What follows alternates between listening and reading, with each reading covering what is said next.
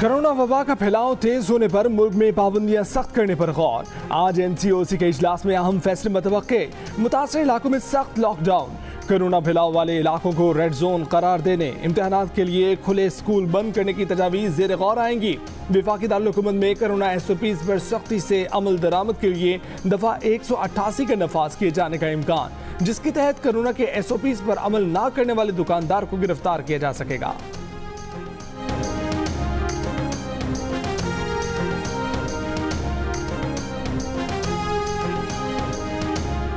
वफाकी वज़ीर तालीम शफकत महमूद ने कहा है कि कोरोना की तीसरी लहर तशवीशनाक है। वज़राए तालीम और सेहत का इजलास 24 मार्च को NCOC में होगा। तालीमी इदारे खुले रखने या मजीद बंदिश से मुतल्लिक फैसला किया जाएगा।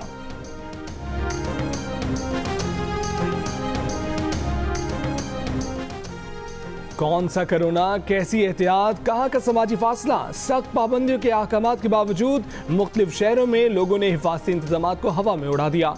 फैसलाबाद में कबड्डी का मुकाबला, सूबाई वजीर सकाफत और अरकान असम्बली ने भी भरपूर लुत्फ उठाया। SOPs नजरअंदाज। लाहौर में हिफाजती इंतजामात की खिलाफ वर्जियों पर 63 दुकानें, स्टोर्स और शादी हॉल सील। मुल्तान में 30 दुकानों को सील किया गया। बगैर मास्क बसों और वैन्स में बिठाने पर मालिकान पर जुर्माने आए। पेशावर में SOPs की खिलाफ वर्जी पर 38 शादी हॉल्स के मैनेजर्स गिरफ्तार। इस्लामाबाद, लाहौर, गुजरावाला, मुल्तान और पेशावर समेत कोरोना से ज्यादा मुतासरा शहरों में बड़े कारोबारी और तिजारती मराकज बंद।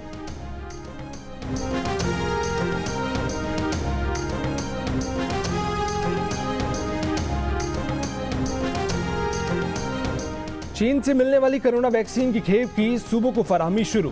3.5 लाख खुराकें मुहैया कर दी गईं। अगली खेप रवा हफ्ते आने का इम्कान। इस्लामाबाद, लाहौर, कराची, हैदराबाद, बहावलपुर और पेशावर समेत मुल्क के मुख्तलिफ शहरों में इतवार की छुट्टी के बायस कोरोना से बचाव की वैक्सीन लगाने के अमल में वक्फा।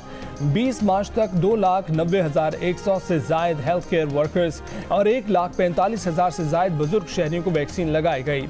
इनमें से बहुत कम केसों में वैक्सीन लगाने वाले अफराद ने सर दर्द, मतली और हल्के बुखार जैसी मामूली अलामात की शिकायत रिपोर्ट की हैं। वैक्सीन लगवाने वालों का पैगाम है कि अगर पाकिस्तान में मामूल की जिंदगी की वापसी चाहते हैं तो वैक्सीन को हाँ, कोरोना को ना।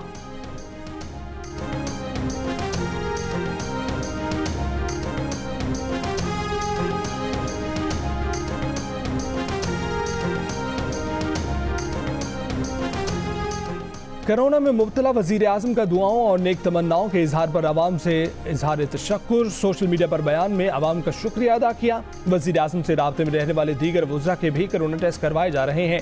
फवाद चौधरी और सेनेटर शिबली फराज का कोरोना टेस्ट मनफी आ गया। वज़ीर आला खैबर पख्तूनख्वा महमूद खान का रैपिड डायग्नोस्टिक कोरोना टेस्ट मनफी आ गया।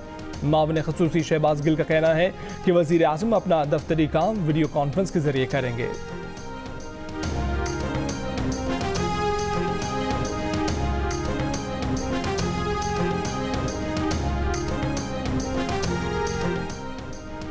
नून लीग की रहनुमा मरीम नवाज का हिफाजती जमानत के लिए अदालत से रुजू करने का फैसला। मरीम नवाज हिफाजती जमानत करा के 26 मार्च को नैब में पेश होंगी। काफिले की सूरत में जाती उम्र से नैब दफ्तर पहुंचेंगी। 26 मार्च की हिकमत अमली तय करने के लिए नून लीग का अहम इजलास आज होगा।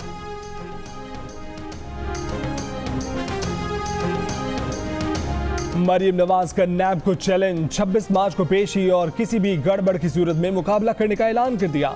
यूथ कन्वेंशन से खिताब में कहा कि अब मजीद जुल्म बर्दाश्त नहीं करेंगे। अब कुर्बानियां देने का नहीं, हिसाब लेने का वक्त है। नवाज शरीफ को किसी ने कुछ कहा तो उसकी जबान खींच लेंगे। घर को खराब करके कहा गया कि पहले घर को ठीक करें। जब नवाज शरीफ ने बंद कमरे में ये बात कही तो वो बात क्यों समझ नहीं आई। पंजाब किसी भी सूबे के हक पर डाका डालने की इजाजत नहीं देगा। सिंध, खैबर पख्तूनख्वा और बलूचिस्तान को बता दूं, अब पंजाब भी खड़ा हो गया है।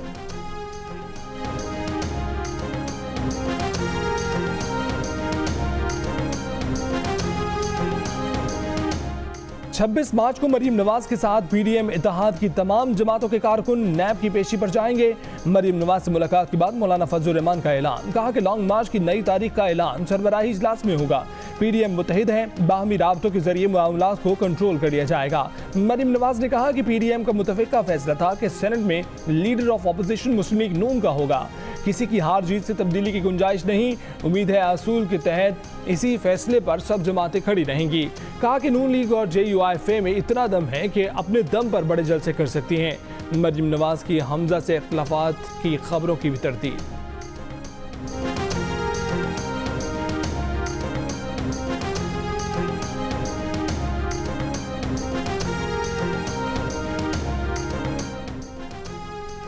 सेनेटर शबी फराज का मौलाना फजल रहमान और मरीम नवाज को जवाब। कहा कि मौलाना फजल रहमान ने कोरोना और वैक्सीन से मुतल्लिक गैर जिम्मेदाराना गुफ्तगू की, गैर संजीदा बयानात देकर मौलाना अवाम में कन्फ्यूजन फैला रहे हैं।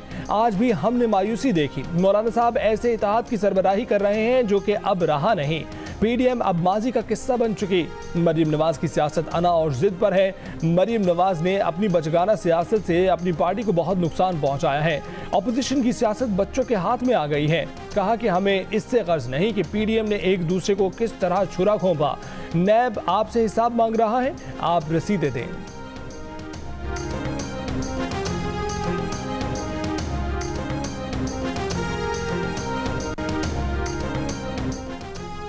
पीपल्स पार्टी के रहनुमा कमर जमान गायरा ने कहा है कि हुक्मरान जमात रोजाना नवाज शरीफ के खिलाफ बातें करती है।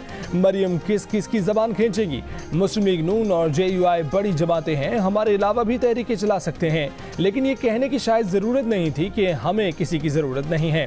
जियो न्यूज के प्रोग्राम ने पाकिस्तान में गुफ्तगू करते हुए कहा कि सेनेट में कायदे हिज़्ब इख्तिलाफ की नशिस्त का मामला शायद बीडीएम के सरबराह इजलास में ज़ेर गौर नहीं आया। गिलानी साहब सबसे सीनियर हैं, उन्हें कायदे हिज़्ब इख्तिलाफ होना चाहिए।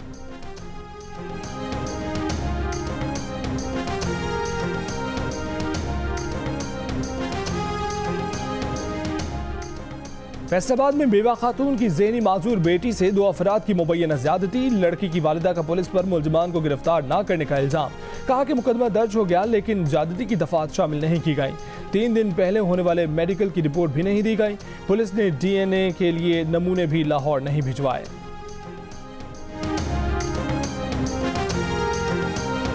कोयटा में 3 बच्चों का कातिल कानून के शिकंजे में आ गया। पुलिस ने सिब्बी से गिरफ्तार किया, 3 रोज का रिमांड ले लिया। पुलिस का कहना है कि मुलजिम ने एतराफ़ी जुर्म भी कर लिया है। ताहम वाक़े की वजूहात फिलहाल सामने नहीं आ सकी। मुलजिम ने 15 मार्च को 3 बच्चों का कत्ल और एक को शदीद जख्मी कर दिया था। बच्चे वारदात के वक्त घर में अकेले थे।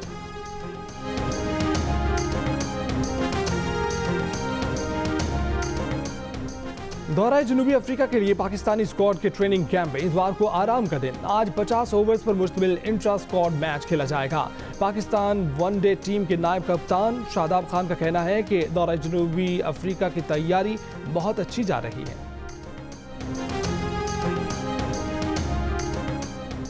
पाक फौज का एक और एजाज। नेपाल में इंटरनेशनल एडवेंचर मुकाबले में सोने का तमगा हासिल कर लिया। इवेंट में दौड़, साइकिलिंग और कश्ती रानी के मुकाबले शामिल थे।